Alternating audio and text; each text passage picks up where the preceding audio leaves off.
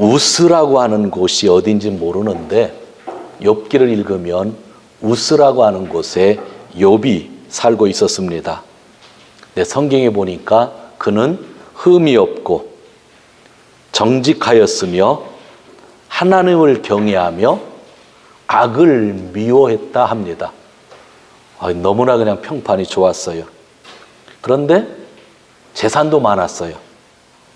양이 7,000마리, 낙타가 3,000마리, 소가 500결이니까 1,000마리, 암낙이 500마리, 그러다 보니까 일하는 종들도 많이 있었고 아들도 7명, 딸도 3명 있었다고 이야기를 합니다. 아마 동방 지역에서 욥이 제일 부자였었던 것 같습니다. 이 부자면 돈 때문에 싸우고 형제들이 사이가 안 좋은데 이 집은 형제들끼리 아주 사이가 좋았습니다. 그래서 형제들의 생일날이 되면 다른 형제들을 자기 집에 불러서 잔치를 했습니다. 아버지 욥은 신앙이 너무나 좋았어요. 아이들이 모여서 잔치를 벌이다 보면 뭔가 이게 술 한잔 들어가고 뭔가 조금 헛된 말이라도 할 수 있을 가능성이 있으니까 잔치가 끝나면 아버지는 항상 하나님께 번제로서 이케니의 희생제사를 하나님께 드렸던 겁니다. 아버지, 우리 아들들이, 우리 자녀들이 혹시 잘못한 거 있을지 모르니까 하면서 아버지는 하나님 앞에 늘 희생제사를 드렸던 사람들입니다. 정말 신중한 사람이 욥이었습니다. 그런데 1장을 보면 여러분이 나오지 않지만 뒷부분에 보면 욥이 자기의 한 일들에 대해서 이야기하는 것이 나오는데 욥은 동네 사람들에게 또 존경을 받는 사람이었습니다.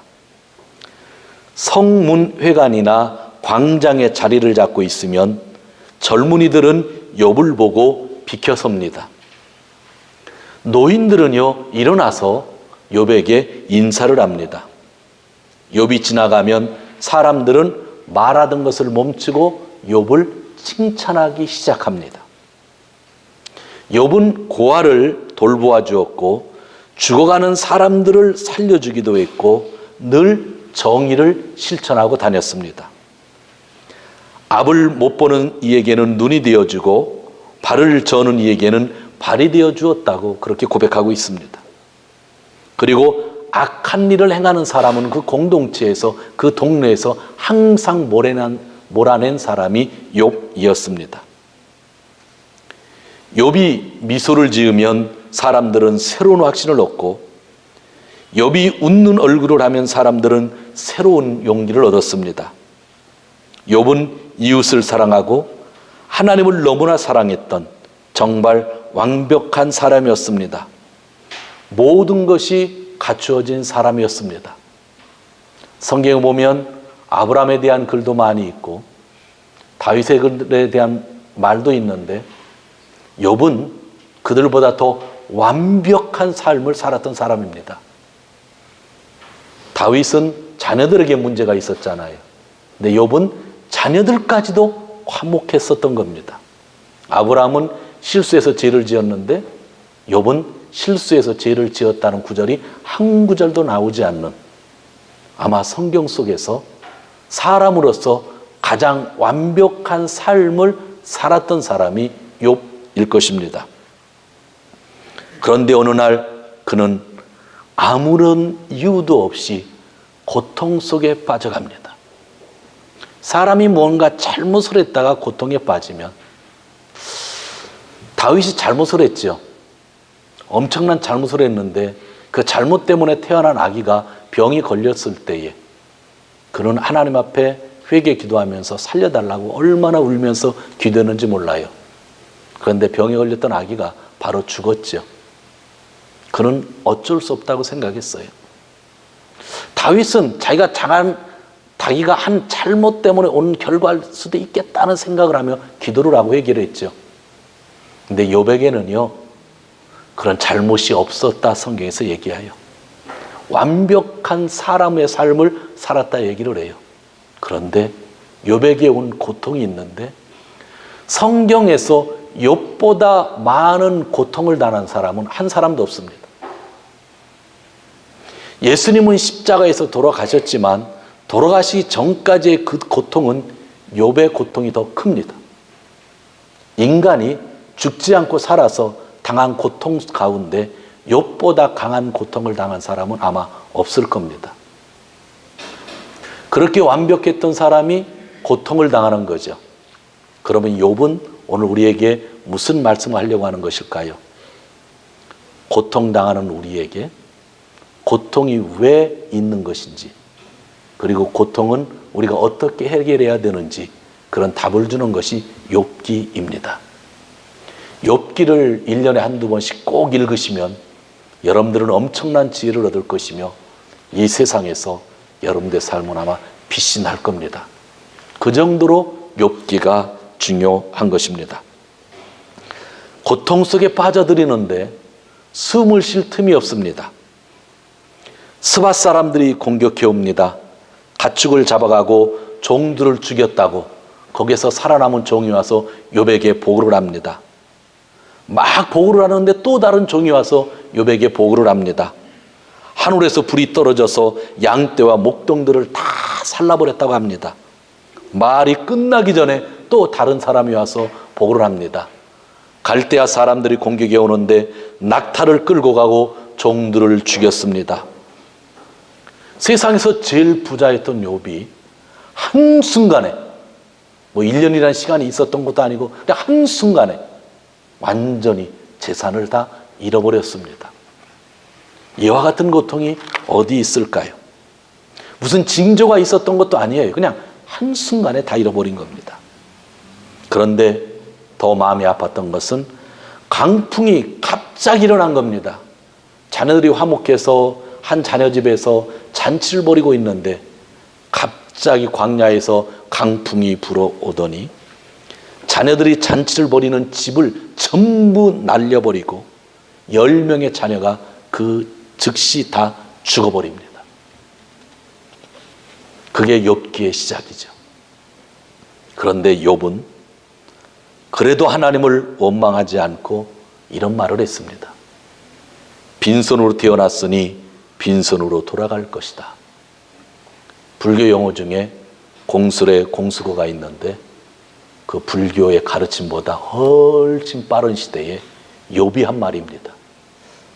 아마 욥의 말을 듣고 불교의 가르침이 나온 것 같아요.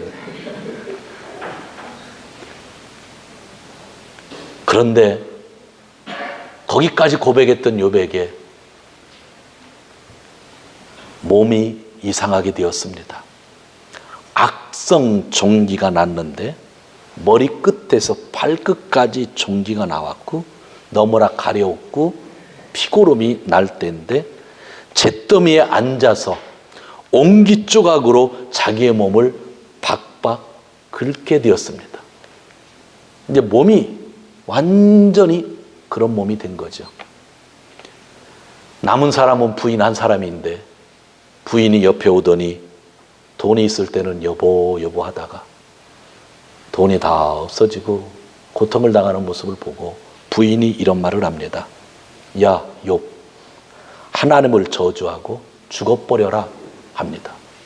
그게 욥의 부인이 한 말입니다. 네가 이렇게 고통을 당하고 있는데 하나님을 저주하고 그냥 죽어버려라 하는 것이죠. 그때 욥이 한 말이 있습니다. 복도 하나님께 받았으니 재앙도 하나님께 받을 수 있다 하면서 욥이 자기 아내에게 그런 말을 하죠. 이 모든 일이 아주 짧은 시간 안에 일어난 일들입니다. 숨 한 번 제대로 고르지 못하고 제대로 울어보지도 못하는 사이에 닥친 고통들입니다. 그래도 그는 인내하였습니다. 예수님의 동생이었던 야고보가 후에 예수님을 잘 믿고 성령 충만한 다음에 예루살렘 교회의 최고 지도자가 되었고 그가 유대인 교회에 하나님의 말씀을 받아서 편지로서 보냅니다. 그때 야고보가 성도들에게 한 말, 너희는 욥의 인내를 배우라고 하였을 정도입니다. 여기까지는 이해도 안 되지만 욥이 너무 불쌍하기도 하지만 욥이 너무 인내하는 모습이 있어요. 그런데 욥이 고통을 당한다는 소문을 듣고 욥의 친구들이 욥을 위로하려고 옵니다. 그들은 위로하러 왔는데 욥을 보고 나서 위로할 말을 잃어버리고 너무나 아파하면서 아무 말도 걸지 않으면서 일주일을 보내는데 죄를 집어 던지면서 일주일을 보냈다고 합니다. 욥 스스로가 죄를 집어 던졌다고 하는 것은 회개의 상징이 될 수가 있지만 욥의 친구들이 위로하러 왔다가 죄를 집어 던졌다, 티끌을 집어 던졌다고 하는 것은 분노에 대한 표현입니다. 욥이 고난을 당할 때 욥의 친구들이 와서 위로해 주려고 왔다가 욥을 보면서 친구들이 욥에게 분노를 느꼈다는 겁니다. 불쌍하다가 위로하러 왔다가 욥 보면서 쟤는 뭔가 하나님께 제대로 벌 받는다 생각을 하기 때문에 이 일은 도저히 하나님 벌 외에는 생각할 수 없다고 하는 마음이 있기 때문에 자기들이 죄를 던진 거예요. 이거 구분을 잘해야 돼요. 욥이 죄를 던진 것과 주위의 사람이 죄를 던지는 건 틀린 거예요. 사도행전을 보면 바울이 3차 전도여행을 끝나고 예루살렘에 도착했을 때에 백성들이 사도 바울을 잡으려고 하잖아요. 죽이려고 하잖아요. 천부장이 들어와서 살려주었을 때에 바울이 천부장에게 부탁을 합니다. 나 저 사람들에게 설교 좀 하고 싶다고. 설교를 했더니 그 설교를 듣던 유대인들이 바울을 죽이려고 할 때 어떤 행동을 한지 아세요? 죄를 자기 머리에 뿌렸다고 합니다. 이것은 회개의 상징이 아니라 분노에 대한 상징이죠. 그러나 욥의 친구들은 와서 일주일 동안 아무 말도 하지 않고 슬퍼하고 그냥 끙끙 앓고 있었는데 그게 욥을 위한 것이 아니라 죄를 자기가 집었었다고 하는 건 분노의 마음이 가득했다는 거예요. 이게 욥기의 전기입니다. 그렇게 인내하던 욥이 3장부터 확 변해버립니다. 자기 부인에게 저주의 말을 들었던 욥이 그때도 참을 수 있었는데 친구들이 위로해 준다고 와서 일주일 동안 아무 말도 하지 않고 분노의 얼굴을 하고 있는 것을 보면서 욥이 돌아버립니다. 그리고 욥이 그때부터 불평을 하기 시작하는데 하나님을 향하여 불평하기 시작합니다. 그때 친구들 앞에서 그는 이렇게 이야기합니다. 어찌하여 하나님은 고난당하는 자들을 태어나게 하셔서 빛을 보게 하시고 이렇게 쓰디쓴 인생을 살아가는 자에게 생명을 주는가? 갑자기 내용이 바뀐 거예요. 어찌하여 하나님은 길 잃은 사람을 붙잡아 놓으시고 사방으로 그 길을 막으시는가? 죽지도 못하게 하신다는 표현이죠. 욥은 처음에 인내를 했지만 친구들을 만나고 나서부터 그 고통이 더 심하여져서 그의 신앙과 인격이 다 무너져 버렸습니다. 정말 안타깝습니다. 그 욥의 친구들이 공격한 말이 욥기서에 나오는데 3장에서 31장 뭐 그렇게 길게 나와요. 욥의 친구들이 3명인데 3명이 3번씩 얘기하고 그 9번 글에 대해서 욥이 반발을 하는 건데 전부 욥을 죽이는 이야기였는데 제가 한번 고통당하는 욥에게 한 욥의 친구들의 이야기를 오늘은 몇 개씩 한번 읽어보겠습니다. 먼저 엘리바스라고 하는 친구가 이런 말을 했습니다. 욥에게 욥아 잘 생각해 보아라. 죄 없는 사람이 망한 일이 있느냐? 정직한 사람이 멸망한 일이 있더냐? 내가 본대로는 악을 갈아 재난을 뿌리는 자는 그대로 거두리라. 친구가 이러 왔다가 욥이 당하는 고통을 보고 네가 죄졌으니까 그런 거지 했다는 거예요. 재앙이 흙에서 일어나는 법도 없고 고난이 땅에서 솟아나는 법도 없다. 나 같으면 하나님을 찾아서 내 사정을 하나님께 털어놓겠다. 사람이 쓰러지거든 너는 그것이 교만 때문이라고 일러주어라. 하나님은 겸손한 자를 구원하신다. 그분은 죄 없는 사람을 구원하신다. 너는 깨끗하게 되면 그분께서 구해주실 것이다. 내용적으로 우리가 세상에서 살아갈 때에 지혜를 가지고 이 내용을 본다고 하면 틀릴 내용 하나가 없는데, 이 틀린 내용이 없는 것이 엘리바스에게는 칼이 되어서 고통당하고 있는 욥을 찌르고 있었던 겁니다. 옆에 있던 빌닷이라는 친구가 이렇게 말을 합니다. 욥에게, 욥, 너는 하나님이 심판을 잘못하신다고 생각하느냐? 전능하신 분께서 공의를 거짓으로 판단하신다고 생각하느냐? 내 자녀들이 주님께 죄를 지으면 주님께서 그들을 보호하는 것은 당연한 것이 아니냐? 찔러도 자녀 문제를 가지고 또 찔러요. 10명이 다 죽었는데 내 자녀가 잘못했으니까 죽은 거지라고 이야기를 하는 겁니다. 내가 정말 깨끗하고 정직하기만 하면 주님께서는 너를 살리시려고 떨치고 일어나서 내 경건한 가정을 회복시킬 것이다.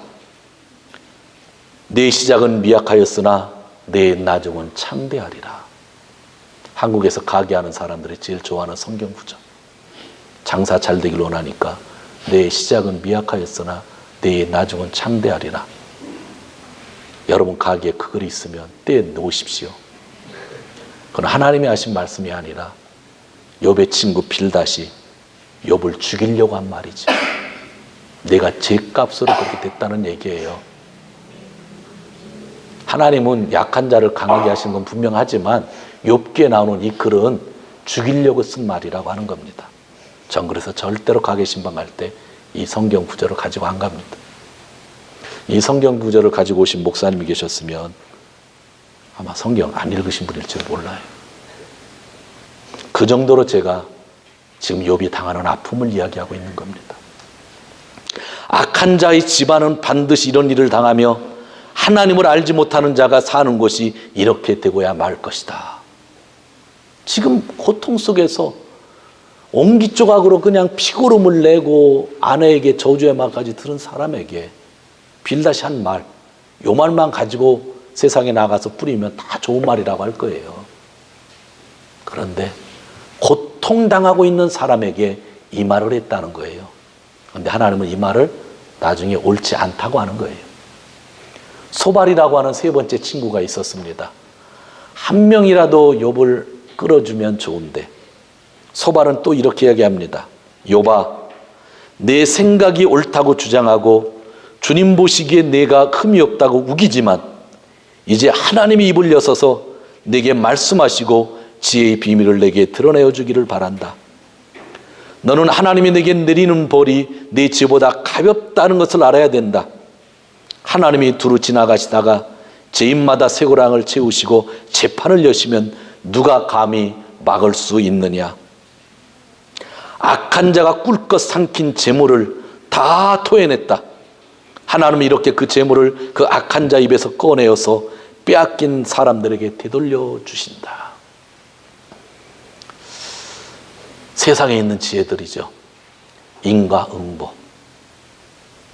죄 졌으니까 벌 받는다는 걸 가지고 욥의 친구들이 욥의 고통을 평가하고 있는 겁니다.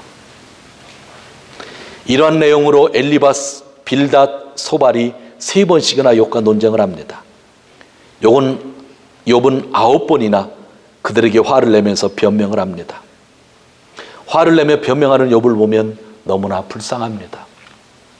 인내했던 욥이 친구들 때문에 완전히 이성을 잃어버리고 신앙을 잃어버리고 하나님을 원망하고 친구들을 원망하는 모습이 욥기 전체에서 3분의 2가 그려져 있는 모습입니다. 욥의 변명을 한번 들어보시겠어요? 욥이 친구들에게 이런 말을 했습니다. 아, 내가 겪은 고난을 모두 저울에 달아볼 수 있고 내가 당하는 고난을 모두 저울에 올릴 수 있다면 틀림없이 바다의 모래보다 더 무거울 것이니 내 말이 거칠었던 것은 이 때문이다. 나는 거룩하신 분의 말씀을 거역하지 않았다. 내가 전능하신 분을 경외하든 말든 내가 이러한 절망 속에서 허덕일 때야말로 친구가 필요한데 친구라는 놈들은 물이 흐르다가도 마르고 말랐다가도 흐르는 개울처럼 믿었지 못하고 배신감만 느끼게 하는구나. 나도 너희만큼은 알고 있다. 내가 너희보다 못할 것이 없다. 너희가 한 말을 모를 사람이 어디 있느냐. 지금 나는 친구들의 웃음거리가 되고 말았다. 고통을 당해보지 않은 너희가 불행한 내 처지를 비웃고 있다. 너희는 넘어진 나를 절벽에서 밀어내리는 사람이다. 내게는 죄가 없다고 나는 확신하고 있다. 나를 위로한다고 하지만 오히려 너희는 하나같이 나를 괴롭힐 뿐이다. 너희가 내 처지가 되면 나도 너희처럼 말할 수 있다. 너희는 하나님이 아버지의 죄를 그 자식에게 갚으신다고 하고 말하지만 그런 말 하지 말아라. 죄 지은 사람이 그 벌을 받는 거다. 그래야만 그 죄를 깨달을 수 있기 때문이다. 그리고 이런 말도 합니다. 하나님을 만나고 싶다. 그러나 동쪽으로 가서 찾아보아도 하나님은 거기에 계시지 않고 서쪽으로 찾아가 보아도 하나님을 뵐 수가 없구나. 그는요, 고통 속에서 최종적으로는 하나님을 만나고 싶은데 하나님이 안 만나준다 하고 이야기를 하고 있었습니다. 3장에서 31장까지 욥의 지혜와 친구들의 지혜가 결론도 없이 그렇게 논쟁으로 나오고 있습니다. 읽어보면 욥의 세 친구들 이야기가 세상의 지혜로서 다 옳은 것 같습니다. 그리고 읽어다 보면 욥이 하는 말도 다 옳은 것 같습니다. 욥기를 지혜서라고 하는 이유는 거기가 있습니다. 우리가 진짜 지혜 있는 생활을 하기 위해서는 욥기를 읽다 보면 세상의 모든 지혜를 다 섭렵할 수 있을 겁니다. 잠언과 전도서보다 더 깊이 있는 지혜가 욥기 안에 다 들어있습니다. 욥이 지혜를 가지고 있는데 또 욥의 친구들의 지혜가 있어서 이 두 지혜가 계속 싸우는 장면이 욥기에 나오고 있습니다. 그런데 32장에 보면요, 갑자기 한 사람, 젊은 사람이 나타나는데 엘리후라는 사람입니다. 32장부터 37장, 6장의 분량을 엘리후가 혼자 이야기합니다. 완벽한 설교인데요, 제가 그동안 설교했던 내용이 전부 들어있을 정도로 완벽한 설교이고 교리적으로 완벽하고 신앙적으로 완벽하고 그 내용에 대해서 흠잡을 것 하나도 없는 그러한 내용들입니다. 엘리후는 긴 시간 동안 욥과 그 친구들이 이야기하는 것을 경청했습니다. 그리고 나서 두 쪽이 다 틀렸다고 하면서 성경적으로 신학적으로 설교를 하고 있는 겁니다. 여러분도 읽으시면서 참 좋은 글이구나 하면서 감동받은 분이 있을지 모릅니다. 혹시 그 내용에 감동이 안 됐다고 하면 답은 딱 하나입니다. 안 읽은 겁니다. 읽었으면 엘리후의 말 32장에서 37장까지 감동할 겁니다. 엘리후의 말 중에 제가 서너 가지만 소개를 해볼게요. 이런 말을 했습니다. 하나님은 사람에게 질병을 보내셔서 잘못을 고쳐주시기도 하고 사람의 육체를 고통스럽게 해서라도 잘못을 고쳐주기도 합니다. 사람들이 하나님께 기도를 드리면 하나님은 그에게 응답하여 주실 것입니다. 그런 기쁨으로 하나님을 섬기고 하나님은 그를 다시 정상적으로 회복시켜 주실 겁니다. 제가 늘 설교하던 내용이죠. 저 엘리후는 아직도 하나님을 대신하여 드릴 말씀이 있는데요, 하나님은 사람들의 길을 열어서 경고를 듣게 하시고 그들이 악을 버리고 돌아오도록 명하십니다. 만일 그들이 하나님께 순종하고 그분을 섬기면 그들은 나날이 행복하게 살고 평생을 즐겁게 지낼 것입니다. 그러나 그들이 귀담아 듣지 않으면 결국 죽음의 세계로 내려갈 것이고 아무도 그들이 왜 죽었는지 모를 것입니다. 사람이 받는 고통은 하나님이 가르치는 기회이기도 합니다. 그래서 어느 목사님이 쓴 설교책 고통에는 하나님의 뜻이 있다. 제가 20몇 년 전에 그 책을 다 읽고 그 책을 요약해서 설교한 적도 있습니다. 사람이 고통을 받을 때 하나님은 그 사람의 길을 열어서 또한 경고를 듣게 하신다. 엘리후의 말 하나하나는요, 여러분들이 평소에 신앙생활하면서 목사의 설교를 들었던 내용이 거의 다 그 속에 있을 정도로 완벽한 내용입니다. 그런데 욥을 전체를 읽으면 하나님은 오늘 이 엘리후의 설교까지도 인정하고 있지 않습니다. 고통당하는 사람에게, 이유 없이 고통당하고 있는 사람에게 설교 백날 해야 아무런 의미 없다라는 이야기입니다. 아무리 좋은 말을 말이 한다고 해서 그 사람이 위로를 받는다는 건 아니죠. 여러분 그렇지 않아요? 아무리 목사가 설교를 잘한다고 해서 여러분이 진짜 고통을 받을 때에 내 고통의 의미를 조금이라도 품어주지 않으면 별로 의미가 없잖아요. 엘리후라는 사람은 제3의 지혜를 가진 겁니다.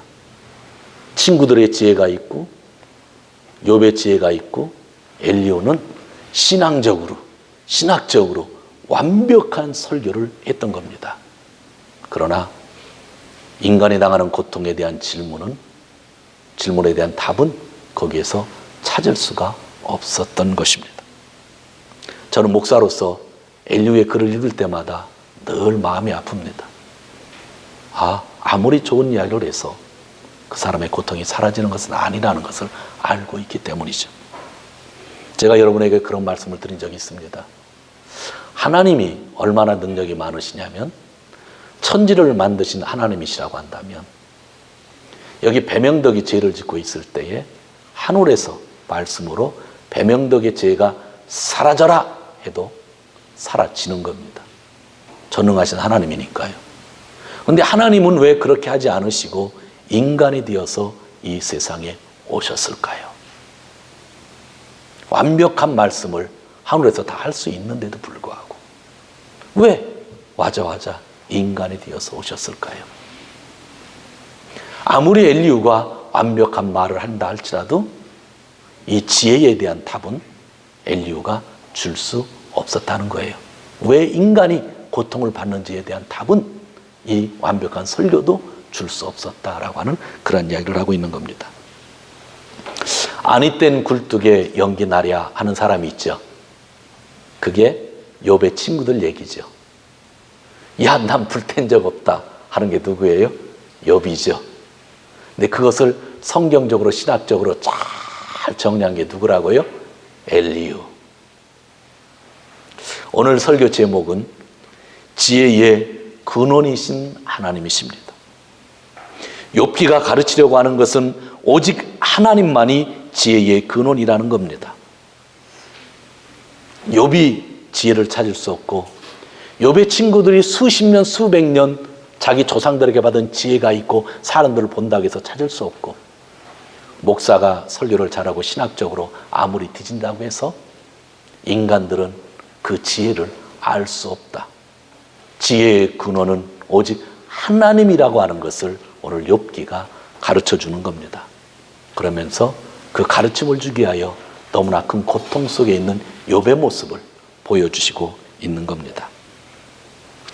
하나님이 나타나시는데요. 제가 기억에 나는 대로 설교를 할게요.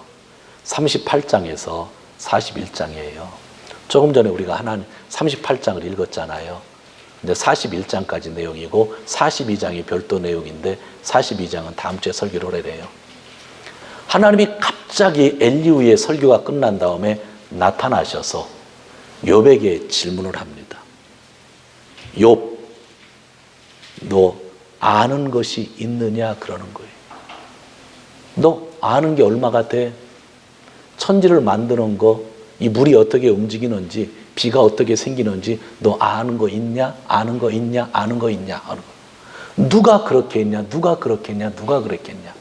38, 39장을 보면 너 아느냐라는 질문과 누가 했냐라고 하는 것이 매 절마다 나와요.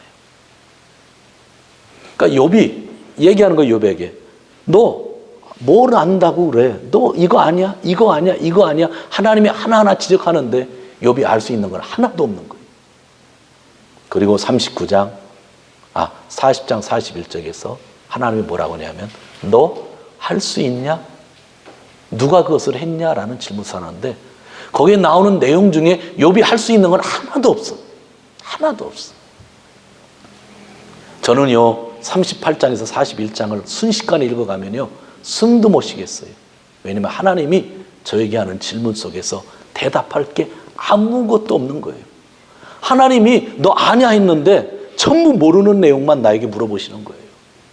하나님이 너 목사로 살 수 있느냐 질문했는데 내가 할 수 있는 게 하나도 없는 거예요. 그것을 욥에게 하나님이 아주 질문 공세를 펴오시는 거죠.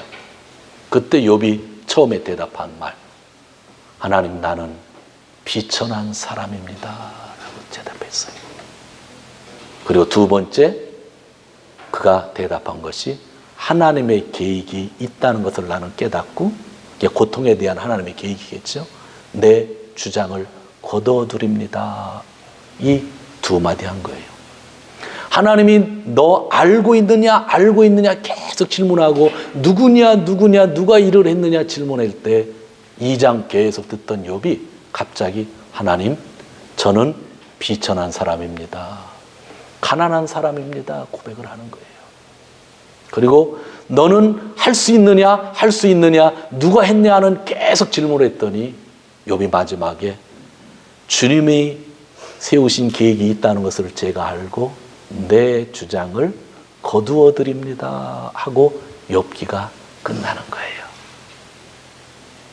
인간의 지혜들이 있고 욥이 아무리 의인이고 완벽하게 살았다 할지라도, 엘리후라고 하는 젊은 목사가 아무리 성경 지식을 통달했다 할지라도 고통 속에서, 내가 당하는 고통 속에서 내가 그 이유를 알 수 있다고 하는 것은 교만이라는 겁니다. 그것을 욥이 깨달은 거예요. 그래서 나는 비천한 사람입니다. 예수님이 마태복음 5장에서 마음이 가난한 사람은 복이 있나니 천국이 저희 것이라 말씀하셨죠. 마음이 나는 가난한 사람입니다. 비천한 사람이라 고백했던 거죠.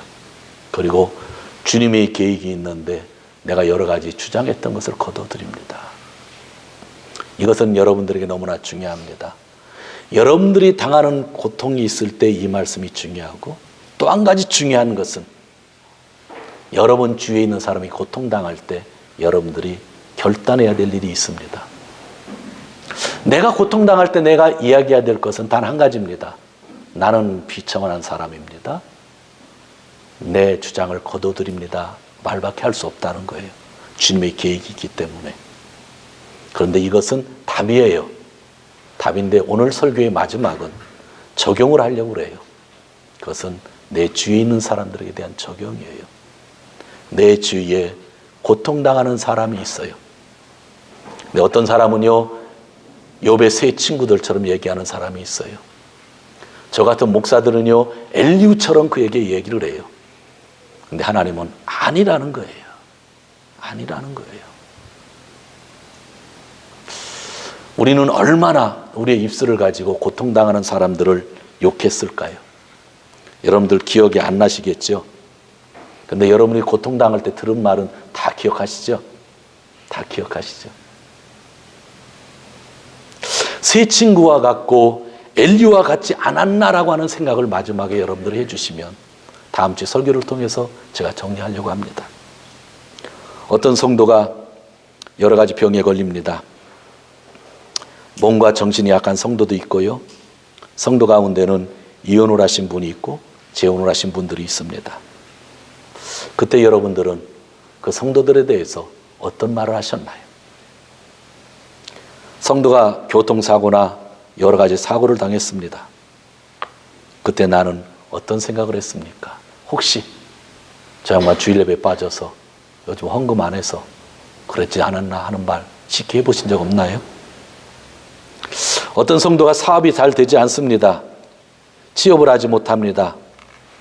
그때 여러분의 부부는 그 사람에 대해서 어떤 이야기를 나누셨나요? 혹시 내 기준으로 그 사람들을 판단한 적은 없었나요? 가족 가운데 어떤 사람이 자살을 했습니다. 그냥 주위 있는 성도들에게 이야기합니다. 자살하면 지옥 가는데, 지옥 가는데. 우리가 하나님인가요? 그런 고통 속에 있는 사람에게 이야기하는 것은 욥의 세 친구 이야기가 아닐까요? 엘리후의 얘기가 아닐까요? 배우자나 부모가 일찍 사망합니다. 어느 때는 자녀가 먼저 죽습니다. 혹시 그 집이 죄 지은 것이 많아서 그렇다고 생각하시나요? 오늘 욥기에 그런 얘기 수없이 나오잖아요. 일본에 지진이 많으니까 한국에 있는 성도들, 성도님들까지는 제가 이야기를 하겠는데 목사님들이 설교 시간에 예수를 안 믿어서 지진이 났대요. 평생 욥기를 한 번도 안 읽은 사람이죠. 한국 예수님 안 믿을 때 지진 많았나요? 예수님 안 믿을 때 200년 전에 한국에 지진 많았어요? 그때도 거의 없었잖아요. 고통당하는 사람들에게 티끌을 날려서는 안 돼요. 티끌은요, 내가 회개할 때 뒤집어 쓰는 거예요. 다른 사람에게요, 티끌을 날리면 안 되는 거예요. 위로한다고 하면서 상대방에게 설교를 하고 자기 경험을 이야기하고 아예 그 사람이 일어날 수 없을 정도로 얘기를 해요. 저는 가끔 보았어요. 이번에 있는 성도들 향해서 교회 장로님들이, 권사님들이 가가지고 신앙생활 잘해. 그럼 빨리 나을 거야. 아주 죽을 지경 아니에요? 그러지 않아도 지금 반성하고 있는데 열심히 해. 이번 기회에 진짜 헌신해야 되라. 어떻게 우리가 하나님입니까? 욥기를 통해서 하나님 주신 메시지는 우리의 삶을 뿌리째 바꿔놓으려고 하는 하나님의 뜻이 있는 거예요. 인간이 아무리 많이 공부하고 아무리 신앙이 있다 할지라도 세상 사람들에게 수많은 지혜를 가지고 있다 할지라도 지혜의 근원은 하나님이라는 걸 분명히 말씀하시므로 우리가 어떻게 살아야 될 것을 말씀하고 있는 거예요. 사랑하는 성도 여러분, 여러분들이 지식적으로 지혜롭게 살기를 저는 원해요. 똑똑한 게 너무나 좋은 거죠. 그러나 하나님 앞에 아는 체는 하면 안 된다고 생각해요. 여러분 그렇지 않아요? 하나님 앞에 아는 체 하면 안 돼요. 하나님 앞에서 내가 할 수 있다 그런 말을 하면 안 돼요. 형제의 고통을 보며 그 고통 때문에 그 형제를 죽이려고 하는 생각 절대로 해서는 안 됩니다.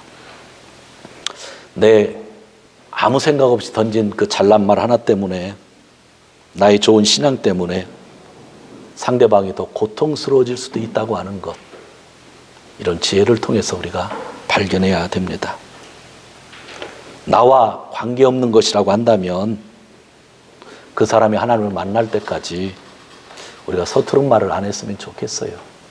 내 자녀에게는, 부모에게는, 아내에게, 남편에게는 뭔가 할 말이 있겠죠.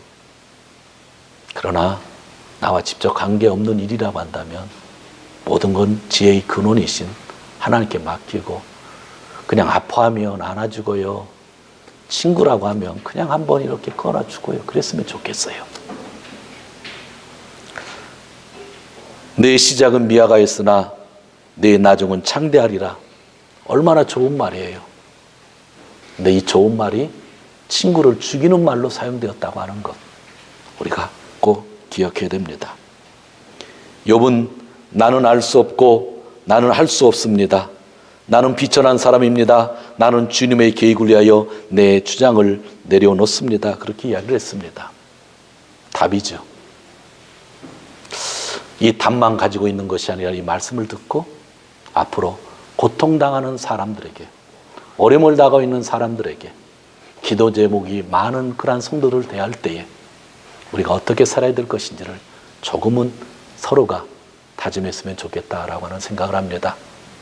저도 많이 부족하고 여러분들도 많이 부족하지만 욥기를 읽으면서 이러한 부족한 모습들을 조금씩 띄어나고 고통 속에 있는 사람들을 아무 조건 없이 우리가 한번 안아줄 수 있다고 한다면, 격려의 말을 할 수 있다고 한다면 얼마나 좋을까라고 하는 생각을 해봅니다. 지혜의 근원이신 하나님을 만나 고통을 이기시고 또 고통당하는 자의 진정한 친구가 되시는 귀한 분들이 되시기를 주님의 이름으로 축원드립니다. 기도하겠습니다.